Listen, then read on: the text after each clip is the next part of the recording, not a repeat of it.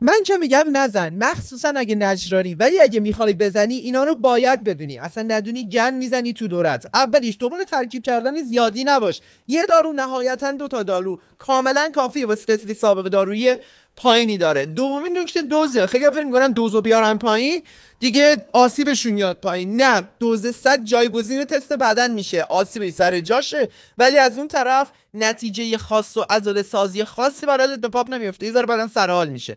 زیر 200 اشتباه، بالای 400 هم اشتباهه. البته که نظر خودم اینه که زیر 250 باید باشه، ولی خب بگم زیر 250 باید باشی کاسبیاشون به هم میریزه و من مصر فوش خوردن ندارم. سومین نکته، خیلیا تو دوره میاد سکسشون رو قطع میکنن که تست بدنشون پایین نیاد. کاملا اشتباهه. تو حتی اگر زیاده روی هم بکنی تو سکست، باز هم تست بدن آنچنان پایین نمیاد توی دوره دارویی. ولی خب از اون طرف سیستم عصبی ریکاوری میخواد، بحث الکترولیت و مایعات، نمیدونم بحث کالریت. به این دلایل نباید زیاده روی کنیم، ولی به خاطر تست مسئله این نداره و صفا باشه.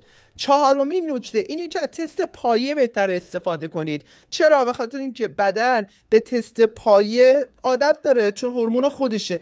همین واکنش عجیب غریبی احتمالش خیلی پایینه که بدنت نشون بده. تست با بولدنون هم سازگاره، یعنی اگه میخوای ترکیب کنی با بولدنون میخوره و سازگاره. برعکس خودت که اصلا این 4 گزینه زیر سازگار نیستی، لایک کانالت شیر یه کاریش بکن دیگه. خیلی مخلصی.